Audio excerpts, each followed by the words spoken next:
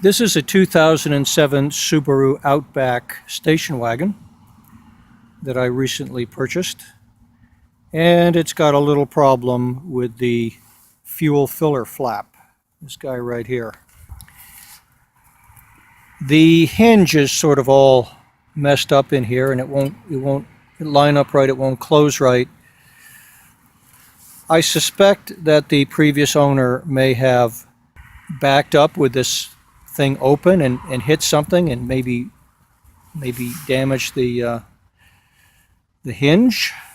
I'm not sure. I tried bending it back. I was not successful. The metal is really fairly thick and fairly strain hardened at this point. I really couldn't get it back in shape, so I decided just to replace this entire piece. Here we are from another view. So how do we get this thing out of here?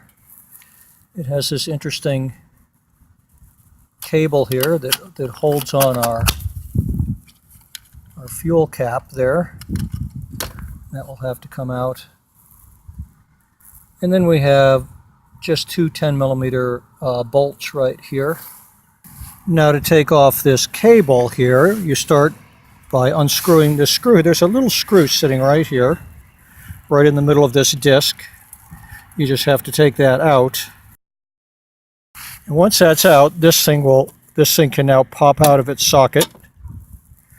Okay, you can see how that's held in there. This little screw forces those little teeth open and holding it in place, okay? Now for the rest of it, it's held in with this. There are little grooves cut into this thing on either side, here and here, little grooves. And you have to kind of widen them just a little bit, just enough to get that cable started in that groove.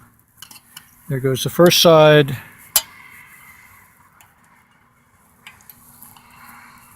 And the second side, okay. Now we can put our fuel cap back on while we work. And then otherwise the hinge is held on with just two 10mm bolts. Here and here. We'll just go ahead and take those out. Okay, now we've removed those two 10mm bolts and we've got the flap in our hands. Okay, this is the fuel filler flap. Maybe we can appreciate how bent up that hinge is. I really, as much as I try, I really can't bend it back. Anyway, I have purchased the replacement. And just a bit of warning, they don't come painted. You got to paint it yourself. You see, this is what it really looks like. This is the underside. It comes in black. And you got to paint it yourself. And this paint is pretty darned expensive. This particular paint is Subaru's, they call it Brilliant Metallic Silver. One can of this stuff, $28. Ouch. I can't believe it. I've already, maybe you can see I already put a scratch in it accidentally. The paint is really, really soft. I'm not even going to attempt to polish this for probably several months, let it harden up. Of course, it's November here in Pennsylvania. Weather's kind of cold. It's going to take a lot longer for this to harden up. But anyway, this is our replacement part. And I noticed something strange. Here's the original, here's the replacement. This part and this part don't come on the replacement. They're just not there. So now this little piece here is the piece that holds on the cable to the filler cap. And this little piece here is actually what amounts to a spring. This little piece here is what, when you release it, this little spring, pushes the door back. That's how the door pops open. But I've got to figure out how to get these things off and transfer them to this. And the Subaru manual really doesn't tell you at all how to get these things off, so we're going to have to play around here a little bit. Okay, off camera, I was playing around here to see how I could get this thing out. Now that I've got it out, maybe we can appreciate that there's, unfortunately everything here is matte black, so it's kind of hard to see. There's a little tab on one side, and a little tab on the other. That's kind of what holds it in place. And so what I ended up doing, I sort of jammed a screwdriver under it this way and just sort of really gave it a good hard pry, and finally it popped out. Hopefully I didn't damage it to the point where it won't go back in again and stay in. Okay, that's how you get that piece out. Now this metal spring piece here, there's a little button here. Okay, you just depress this center tab here really hard, and then you sort of give a push this way. Once that tab releases, that little, it's right inside of there. Give that a good hard push, and now I think we can just pop it the rest of the way out. Aha, and there it is. Now we can transfer these two parts back to the new piece. So I think I'm going to just work on a rag here so I don't end up scratching this darn thing again. It is just, this paint is so easily scratched. It's very frustrating. So we have to get this guy underneath here like this, and then we have to kind of pull him back into place, huh? Maybe a little help from a screwdriver might help us. Let's see.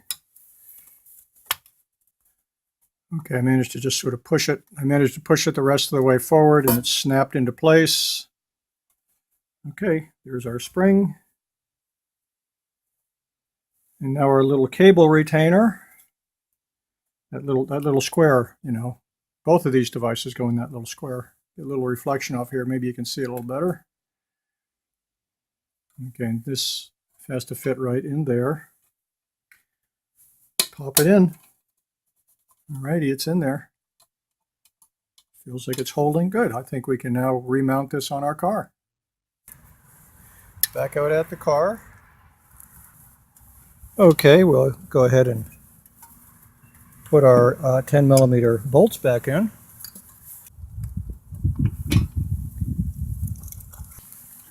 Okay, we've got the first bolt started. We'll put in the second bolt.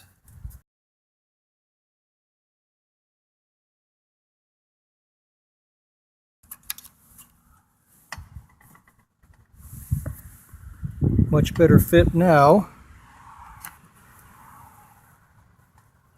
Let's see if she closes. Okay. I'm going to go ahead and test the release and see if it pops open. And she does. Excellent. Now I will go ahead and put in our cable again. Open up that slot on the lower side just enough to squeeze in.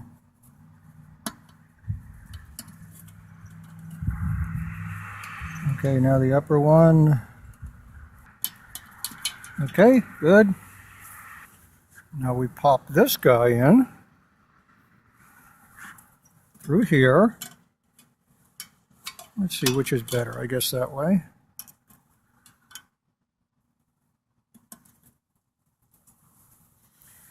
And then we put our little screw in to hold those teeth open so it doesn't pop out.